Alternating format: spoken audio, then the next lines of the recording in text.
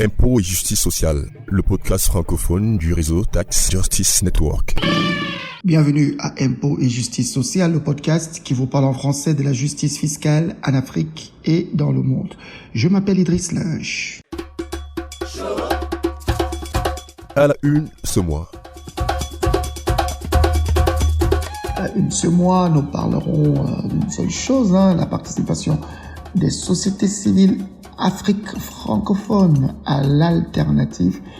Mining Indaba, vous savez, le sommet parallèle à celui des grands exploitants miniers du continent. Nous avons eu l'occasion de discuter avec Jean-Paul Mulionga de Publish What You Pay, République démocratique du Congo, tout aussi bien avec Birahim Seck, notre collègue du Sénégal. Avec eux, nous avons parlé des bénéficiaires effectifs, de l'exploitation minière en tenant compte des risques climatiques, de la protection de l'intérêt des communautés riveraines.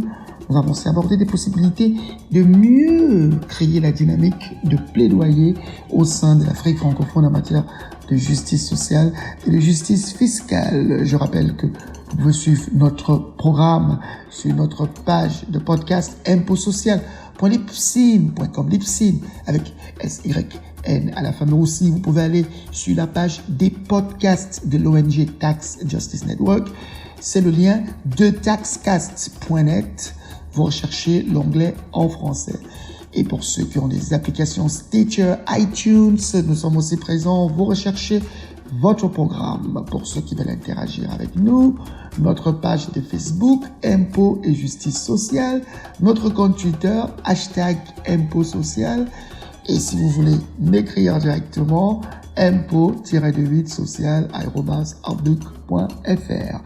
Voilà pour la une, à tout de suite pour les détails. Madame, Monsieur, nous revenons avec nos podcasts sur la justice sociale et la justice fiscale en Afrique francophone et dans le monde, avec deux longs échanges, mais très intéressants, parce qu'ils engagent deux acteurs majeurs de la société civile dans deux pays importants, la République démocratique du Congo, le cœur minier de l'Afrique, mais aussi le Sénégal, le futur Eldorado pétrolier et gazier. L'occasion nous a été donnée de discuter avec Jean-Paul Mulionga. Il coordonne le secrétariat d'une ONG rattachée à des services religieux. Il a accepté d'échanger avec nous sur ce qu'il a appris de l'alternative Mining Indaba. Écoutez l'entretien que j'ai eu avec lui. Alors Jean-Paul, vous êtes aujourd'hui à la tête du bureau de liaison avec les parlements de la conférence épiscopale en République démocratique du Congo. Vous êtes venu à ce Alternative Mining Indaba où on discute de comment est-ce que les projets miniers peuvent se faire tout en favorisant les questions de développement. Alors, en quelques mots, qu'est-ce que vous avez appris lors de cette édition de 2023 et que vous pensez pouvoir entrer implémenter dans votre pays, la RDC? Merci beaucoup, M. Lynch. Pour nous, d'abord, c'est une première participation, ça, je peux à votre intention, grâce à notre appartenance au réseau Tax Justice Network Africa. Mais ce que nous avons appris ici, c'est que l'union fait la force d'abord. Chez nous, nous avons des organisations qui travaillent spécialement sur cette question. Et certains sont venus ici. Donc, le premier apprentissage que moi je vois personnellement, c'est que seul on ne pourra rien faire. Il faut qu'on se mette ensemble. Au niveau continental, certes, mais d'abord en commençant par dans nos États. Et aussi, pour nous, la RDC, il nous faut absolument un renforcement des capacités pour être pointillés sur ces questions de justice fiscale, de fiscalité, d'incitation fiscale et tout. Alors, vous parlez de créer des réseaux, c'est justement ce que Tax Justice Network a travaillé à faire au cours de ces 10 dernières années et même ces dernières années. Vous avez aussi parlé d'incitation fiscale, c'est un gros problème en République démocratique du Congo où le gouvernement pense qu'il faut attirer les investisseurs en leur donnant plus de cadeaux fiscaux. Vous avez travaillé dessus. Comment est-ce que vous vivez cela et qu'est-ce que vous reprochez à ces mécanismes qui sont accordés par les hommes politiques? Ces mécanismes, apparemment, s'ils ne sont pas transparents, vont bénéficier à cette élite politique et autres, sans véritablement bénéficier à la population. Et il y aura un manque à gagner aussi dans les trésors publics, parce que les régies financières ne vont pas récupérer ce qu'ils auraient pu récupérer si ces entreprises-là s'acquittaient quand même de leurs charges. Évidemment, oui. Voilà, donc c'est un manque à gagner, ce sera un manque à gagner terrible. Et surtout maintenant avec on est en train de favoriser des zones spéciales. Les zones économiques spéciales, oui. C'est qui est vraiment un problème. Oui, autour de Kinshasa. Bien sûr. Et je pense que ce sera vraiment un manque à gagner. On a besoin de ressources pour relancer l'économie. Vous savez qu'avec la guerre à l'Est, presque tout ce que l'on produit va de ces côtés-là, d'après les gestionnaires publics. Déjà, il n'y a pas assez de ressources, mais en plus, on fait des cadeaux à des entreprises qui viennent pourtant tirer des bénéfices. Mais comment est-ce que la population vit cela? Est-ce que la population est au courant de ce cadeau que les élus ont accordé à des étrangers, des entreprises étrangères, pour venir tirer les ressources dans le pays? À mon avis, la population n'est pas vraiment encore sensibilisée. On a un travail à faire pour la sensibiliser. Elle pense, ces élites politiques leur parlent d'emplois qui seront créés. Voilà. Oh, mais évidemment, c'est difficile de créer un emploi pour un pygmée, par exemple, qui vit dans la forêt. Justement. Mais quand ces emplois seront créés, les élites politiques, souvent, ils les rétribuent à leurs militants. Donc, leurs militants politiques. Voilà, leurs militants politiques. Et vous n'apprendrez même pas qu'il y a un appel d'offres ou c'est pas tel poste. Non, généralement c'est ça. Donc les autochtones là seront les dindons de la Faxe. Il y a donc une redevabilité qui semble être créée autour de l'Église catholique en RDC. Pourquoi finalement l'Église catholique se croit être obligée de monter au créneau? Parce que à la base, les hommes de Dieu sont là pour apporter la paix pour les méchants et pour les bons. Mais comment se trouve-t-on à devoir être militant pour une meilleure justice sociale? C'est pratiquement ce qu'on appelle chez nous, ce qui est promu par l'enseignement social de l'Église. Donc c'est un accompagnement du processus de gestion du pays qui est différent de l'engagement politicien. C'est un engagement politique. C'est un engagement politique social. Social, pas politicien. C'est pas politicien. On ne fait pas la politique pour la politique. C'est ça. Mais on est là pour d'abord dénoncer ce qui ne va pas. Être des tireurs, sonnettes d'alarme. Quand quelque chose ne va pas dans la société, on doit tirer la sonnette d'alarme et sensibiliser les gens pour se mobiliser afin de corriger ce qui ne va pas. Donc, ce n'est pas la politique politicienne, ça je tiens vraiment à les souligner. C'est plutôt un engagement pour la société. Pas seulement pour les catholiques, mais pour toute la société, même pour ceux qui ne croient pas. Donc, et là, j'ai à votre intention, nos ecclésiastiques ne font pas la politique. Mais nous, les leaders laïcs, nous sommes appelés à être les sels de la terre, donc dans la politique pour la transformation. Voilà. C'est assez intéressant parce que jusque-là, la société civile a toujours été conçue comme étant un pôle d'expertise privée qui décide de travailler pour une cause. Alors, peut-être vous n'êtes pas l'homme de Dieu, mais vous appartenez au corps des hommes de Dieu. Aujourd'hui, il y a plusieurs urgences. Il y a par exemple la justice sociale pour un meilleur cadre de vie pour les populations. En RDC, c'est quand même un problème. Les enfants ne vont pas à l'école, ils n'ont pas de quoi s'habiller, ils ne peuvent pas se soigner normalement. Mais de l'autre côté, il y a la transition énergétique qui va apporter des restrictions qui impactera aussi ces populations. Mais on dit que c'est nécessaire. Alors, du point de vue de l'homme social que vous êtes, l'homme de Dieu, c'est un homme social qui rencontre des populations. Du point de vue de l'homme social, quelles sont les urgences de votre point de vue? La transition énergétique est-elle une urgence? Le bien-être des populations est-il une urgence? Qu'est-ce qui est l'urgence tel que vous le vivez sur le terrain? Ce qu'on le vit sur le terrain, ça n'engage que moi parce que l'épiscopat, c'est canaux d'expression avec le secrétaire général qui est porte-parole des évêques. Je travaille avec les circuits. Il va de soi que c'est le bien-être des populations qui est l'urgence parce que tout est à faire, tout est à refaire ou à faire dans notre pays. Et surtout pour les communautés locales qui vivent vraiment dans la précarité la plus totale. Donc pour nous, en tout cas, c'est d'abord le bien-être de ces populations-là qui va sûrement préoccuper toute l'action de l'Église. D'accord. Alors, Tax Justice Network a bâti les piliers de la justice sociale sur un ensemble de points, notamment comme la mobilisation effective des revenus, la redistribution équitable du paiement de l'impôt et aussi des revenus qui sont collectés. La représentation, il faudrait que les populations soient représentées et puis la retarification de l'économie qui permet quand même que, par exemple, les coûts d'accès aux hôpitaux soient rabaissés parce qu'on a construit avec des impôts. Alors, nous avons pas mal d'outils. Mais de votre point de vue, vous observez aussi le mouvement de la société civile internationale. De votre point de vue, comment une organisation comme Tax Justice Network peut aider le groupe d'acteurs de la société civile que vous représentez en RDC? Merci beaucoup. Je vous informe que nous sommes membres nous-mêmes de Tax Justice Network Africa au niveau de mon bureau de liaison avec le Parlement, Commission Justice et Paix, depuis 2012. Nous siégeons même dans les conseils exécutifs de Tax Justice, ce qui nous permet d'influencer quand même certaines positions. Mais l'appui de Tax Justice est vraiment fondamental pour nous parce que d'abord c'est dans le renforcement des capacités, pas seulement de nous, même de nos parlementaires. Certains agissent vraiment en ignorance. Et nous avons salué par exemple l'appui de Tax Justice Network Africa dans la constitution d'un caucus. Pour la première fois en RDC, une équipe forte était venue là-bas avec la présidente panafricaine, là c'est une sud-africaine, qui est venue en RDC avec des techniciens de Tax Justice. Et on a mis en place, par le biais de notre structure, les bureaux des gens et des parlements, on a mis en place notre caucus parlementaire dédié à la lutte contre les flux financiers illicites et en général à la justice fiscale. Et on a eu une première occasion de formation pour des députés à Dakar, et après Dakar, Lusaka. Donc ça commence à prendre, mais on a encore besoin vraiment d'être renforcé. Parce que la fiscalité, ce n'est pas un domaine, je ne sais pas comment. Facile. Il faut être aiguillé.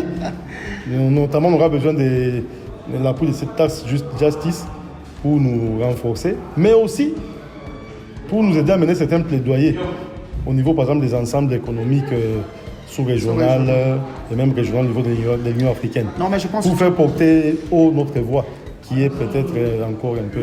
Non, je pense, Jean-Paul, que c'est une doléance cohérente. Tax Justice Network, c'est son souci aujourd'hui. On développe un hub Afrique francophone parce qu'on veut avoir plus d'expertise en Afrique francophone. Nous espérons pouvoir être à la hauteur de vos demandes et de vos besoins. Et là, peut-être que si vous aviez quelque chose de précis à demander. Oui, voilà, précisément, justement, nous avons les soucis, même dans Tax Justice, toutes ces années, on parle de la francophonie, qui semble être un peu laissée pour compte. Je vais vous renseigner. Nous avons porté ces flambeaux.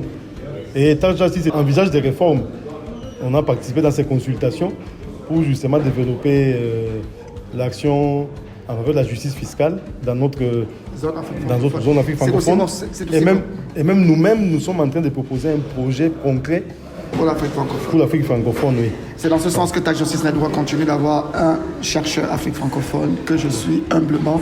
Je te remercie, Jean-Paul, et on continuera cette discussion parce que la bataille pour la justice fiscale et la justice sociale est importante en Afrique. Peut-être un dernier mot à ceux qui vous écoutent? Un dernier mot, c'est d'inviter mes compatriotes à s'intéresser à la fiscalité parce que nous nous plaignons des conditions médiocres d'existence, nous plaignons de beaucoup de choses. Même la guerre qui est à l'Est là, ce sont des flux d'argent qui sont détournés, ça a été démontré. Évidemment. Donc si mes concitoyens s'intéressent à cette question de fiscalité, puis des finances en général, je pense que... On commencera à amorcer un cercle vertueux de solutions. Voilà. Et sans cela, on ne va jamais décoller, parce qu'il nous faut des ressources financières. Et nous comptons beaucoup sur vous pour nous aider à être à la hauteur, techniquement. Merci Jean-Paul, et j'espère que nous serons à la hauteur de vous aider. Je vous remercie, monsieur Leige.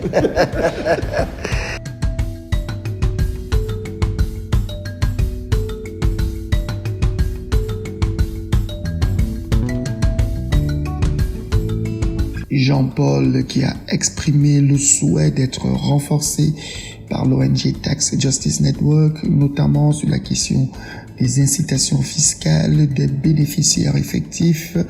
Nous allons travailler ensemble avec toute l'équipe des experts de notre organisation pour apporter un soutien à ses collègues de l'Afrique centrale. L'autre collègue avec lequel nous avons discuté, c'est Birahim Seck. Il est un des leaders de la société civile au Sénégal qui travaille dans le secteur extractif. Il est le coordinateur national du Forum civil. Il a fait des plaidoyers qui ont permis d'introduire des réformes importantes dans son pays. Il nous a accordé un long entretien. Il est long, mais il est très instructif. Je vous invite à l'écouter et réécouter encore. Écoutez Birahim Seck. Alors, Birahim Seck, je te remercie d'intervenir sur le podcast du réseau Tax Justice Network.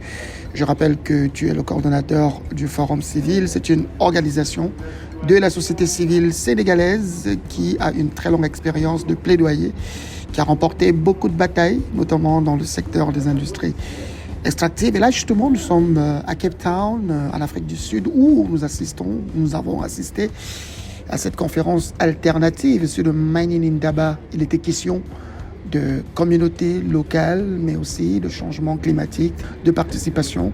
Pour vous, qu'est-ce que ça a représenté de participer à cet événement? Merci beaucoup mon cher Idriss. Nous pensons que le Mining Indaba est une très belle opportunité, non seulement pour les organisations de la société civile, mais également pour les États. Pour les États, en tant que détenteurs ou bien acteurs qui doivent mettre en œuvre les politiques en matière de mines, mais également en matière de tout ce qui est extractif au niveau africain. L'alternative Mining Indaba également est une opportunité pour les organisations de la société civile de revoir, surtout d'échanger, de revoir leur stratégie en matière de protection, de plaidoyer dans cet extractif au profit des communautés. Nous pensons fondamentalement que les organisations de la société civile devraient continuer à développer des plaidoyers pour défendre les intérêts des populations. Nous ne sommes pas l'État, mais nous sommes dans une obligation de dialoguer avec les collectivités territoriales, de dialoguer avec l'État, mais également de dialoguer avec les entreprises pour que les ressources qui sont exploitées au niveau africain puissent profiter aux communautés, donc aux populations. Autrement dit, il y a un besoin en Afrique d'une justice sociale, d'un accès aux services sociaux de base en matière d'éducation, en matière de santé, en matière de protection sociale et surtout en matière d'accès à l'énergie de façon globale, à l'électricité en particulier. C'est vrai que la thématique de cette année tourne autour de la transition énergétique. C'est vrai, c'est un terme à la mode au niveau mondial, reprise également par les États africains. Mais tout d'abord, je pense que ce qui est intéressant pour les Africains, c'est d'accéder à l'énergie. La sécurisation énergétique plutôt que la transition énergétique. La sécurisation est tellement importante. L'accès est tellement important. Aujourd'hui, je pense que ça doit être la première bataille des communautés africaines. Non seulement pour nous permettre d'assurer la production, d'être compétitif, mais également d'accéder à certains services sociaux de base. Parce que on ne peut pas parler de santé sans électricité. On ne peut pas parler d'éducation sans électricité. On ne peut pas parler également d'accès à la protection sociale, bien sûr, se soigner sans électricité. Je pense que le plaidoyer des États africains devrait d'abord être l'accès à l'électricité. Mais également les organisations de la société civile devraient accompagner les États et surtout mettre la pression qu'il faut auprès des entreprises pour que les populations auprès de qui elles exploitent les ressources, ces populations puissent bénéficier fondamentalement des retombées qui leur permettent d'accéder à l'électricité. Je pense que c'est important, la transition énergétique. C'est important de préserver l'environnement. Il faut préserver l'environnement. Il faut protéger l'environnement. Mais nous sommes en Afrique, un continent qui est sous-industrialisé. L'Afrique a besoin d'être industrialisée. Je pense qu'aujourd'hui, il n'est pas opportun ni pertinent d'exporter les ressources, pas toutes nos ressources. Nous avons besoin d'une transformation essentielle de nos ressources au niveau africain. Il faut une industrialisation à outrance au niveau africain. Et pour cela, on a besoin d'électricité, on a besoin d'énergie. Et pour cela également, nous avons besoin de main-d'œuvre. Alors, attendons que l'Afrique atteigne sa vitesse de croisière en matière d'industrialisation. En ce moment, je pense qu'on peut commencer à réfléchir sur une autre forme de transition énergétique. Tu soulèves d'ailleurs un point très important, c'est que on demande aujourd'hui aux pays africains de créer plus de valeur en transformant leurs matières premières. Mais pour transformer les matières premières, il faut une disponibilité en énergie qui soit suffisante et pertinente. Ça rend encore l'équation beaucoup plus compliquée. Et d'ailleurs, un des aspects de l'équation qui est compliqué, c'est finalement comment on finance déjà l'accès à l'énergie en attendant la transition. Comment on finance l'accès? Il a semblé que dans ce Mining Indaba, on tenait les entreprises pour responsables de devoir apporter la ressource nécessaire. Mais est-ce que ces entreprises qui tirent de la valeur dans la vente des matières premières non transformées sont les bonnes personnes à scruter? Ou alors, peut-être comme l'a toujours fait le Forum civil, on devrait militer pour une fiscalité beaucoup plus pertinente qui permet de mobiliser des ressources domestiques et forcer les entreprises à suivre le pas. C'est une question très pertinente, il y a des questions très pertinentes, mais avant d'y répondre, il faut que les Africains sachent que la plupart des pollutions, des systèmes de pollution qu'on constate au niveau mondial sont du fait souvent du transport. Du transport avec les gros bateaux qui viennent de Chine, qui viennent d'Europe, qui viennent d'autres continents pour accoster dans nos eaux, pour mouiller dans nos eaux africaines. Alors, imaginons aujourd'hui que ces produits qu'on exportait soient transformés en Afrique. Il y aura moins de pollution parce qu'il y aura moins de bateaux qui vont quitter l'Europe, qui vont quitter la Chine pour nous apporter également le produit. Il faudra que les bateaux partent de Dakar pour Luanda en Angola quand même. Oui, c'est pourquoi j'ai dit de réduction. Il y aura une réduction. C'est pourquoi j'ai dit pas une élimination, mais une réduction. Pas élimination. D'accord. Il y aura une forte réduction. C'est vrai. En tout cas, le temps de pollution sera réduit parce qu'on ne parcourra plus 6000 km, mais quelques milliers de kilomètres. Justement. Exact. Et ça va profiter également à l'Afrique. Non seulement ça va profiter à l'Afrique du point de vue de la production, de la productivité, de la compétitivité, mais également ça va réduire les consommations de gaz à effet de serre. Je pense également l'industrialisation est une forme également de combat vers la transition énergétique. Intéressant. Alors c'est pourquoi il nous faudrait... D'ailleurs, je me dis, est-ce que le combat ne serait pas aujourd'hui pour les organisations de la société civile de faire focus pour qu'il y ait une transformation de nos produits au niveau africain avec nos normes? Parce que l'Africain sait vivre avec, tant soit peu, certaines formes de pollution. Alors, pour revenir à votre question, la question de la mobilisation des ressources, c'est une question mondiale. La Covid-19 a montré que la plupart des Africains n'avaient pas assez de ressources financières pour faire face à des crises. Pour financer la réponse contre la Covid-19. Au Sénégal, c'est un apport de plus de 700 milliards de la part des bailleurs de fonds. Au Cameroun, il y a des apports des bailleurs de fonds. Au Togo, la même chose. En Argentine également, la même chose. Mais ce qu'on oublie souvent, la reddition des comptes est une forme de mobilisation des ressources. Imaginez-vous le nombre de rapports qui sont produits par la Cour des comptes au Cameroun, qui sont produits par les instances de contrôle au niveau du Togo, du Bénin, de l'Angola, de Malawi, du Sénégal.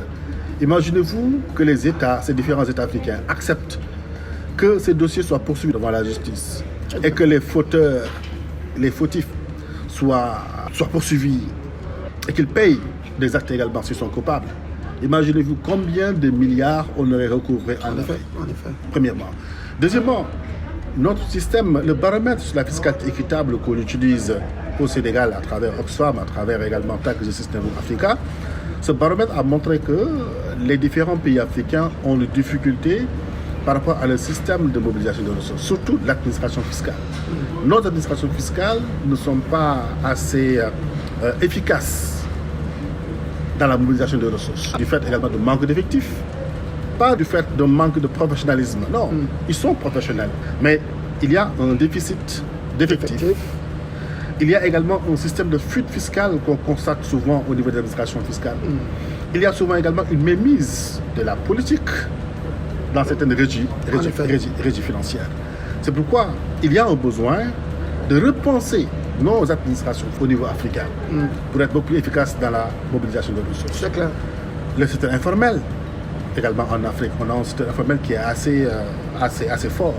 C'est un secteur où la mobilisation de ressources n'est pas assez conséquente. Oui, mais ce que nous disons à Tax Justice Network, je te laisse revenir dessus, c'est que le secteur informel a beau être très étendu, mais le volume d'activité et la valeur qu'il génère reste beaucoup plus faible en termes d'exposition aux flux financiers illicites que ce que les grandes entreprises oui, j'en viens. Je ne suis pas en train de faire la corrélation entre le poids des flux qu'on constate au niveau du secteur informel et le poids des flux qu'on constate au niveau des entreprises. Je suis en train d'expliquer, je suis en train de dire que au niveau du secteur informel, il y a une possibilité de mobiliser tant soit peu de l'argent. Bien sûr. Pour que les citoyens... C'est surtout l'informel minier, le secteur artisanal minier. Exactement, qu'ils puissent participer à l'effort de guerre. Bien sûr, bien sûr. C'est une possibilité. Bien sûr, bien sûr. Alors, maintenant, je reviens à votre cible fondamentale, les grandes entreprises. Aujourd'hui, on parle de transparence, on parle d'accès à l'information, du fait de certaines normes qui sont produites par les États, mais également du fait des normes qui sont produites par les standards ITIE. Mais il faudrait qu'on fasse attention. Même s'il y a les standards, les normes ITIE a permis d'accéder à certaines informations, mais c'est des informations qui poussent vers la constatation. On constate ce que les entreprises donnent aux différentes communautés. Mais la pertinence de ce qui est déclaré nécessite un travail supplémentaire de plaidoyer. Absolument d'accord. Il y a un besoin aujourd'hui que les États africains ne se contentent pas uniquement au standard minimum, même universel, universel entre guillemets, proposé par la norme ITIE. On doit avoir des politiques plus effectives.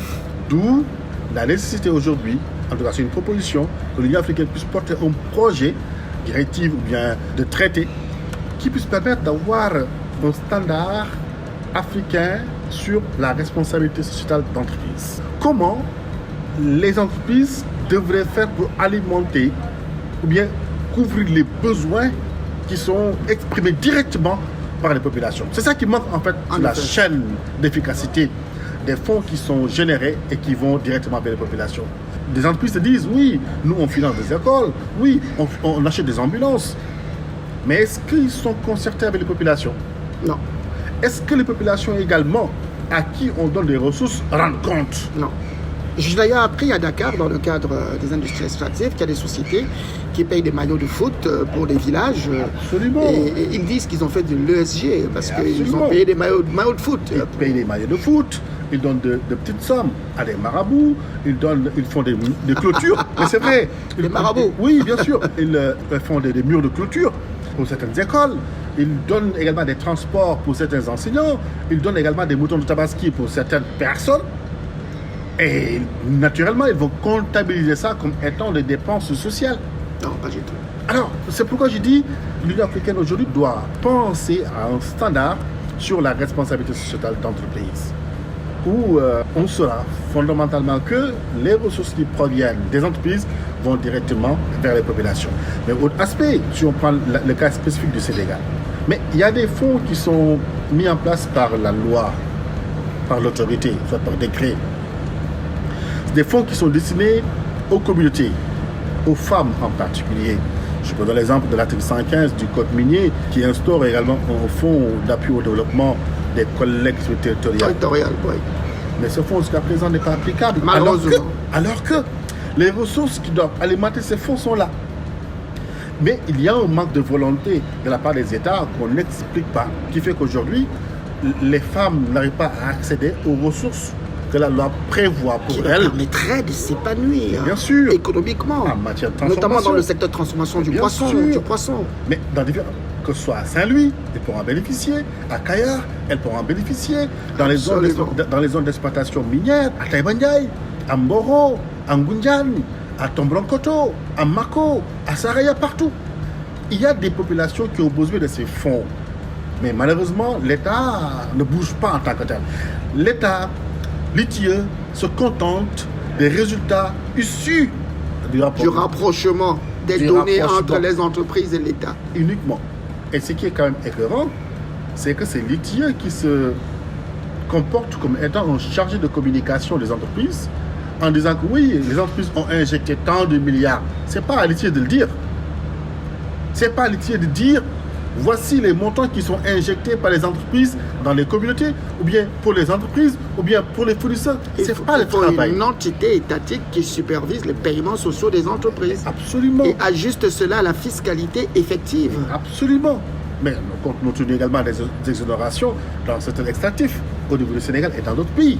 Donc, ce qui fait qu'aujourd'hui, il y a une perte énorme de ressources dans cet extractif qui devait profiter à l'État, qui devait également profiter des résultats qui sont issus du rapport de litieux, alors que litieux ne fait que de la constatation.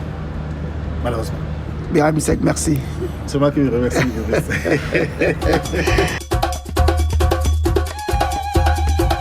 Voilà, c'est les 2 entretiens que nous avions prévus pour vous dans le cadre de ce premier podcast de l'année 2023. Nous allons revenir le mois prochain avec encore plus d'experts. Nous parlerons de justice fiscale, de justice sociale avec des institutionnels, mais aussi avec des acteurs de la société civile et aussi des populations. Nous sommes en train de préparer un excellent podcast pour parler notamment projet de convention fiscale sous l'égide des Nations Unies.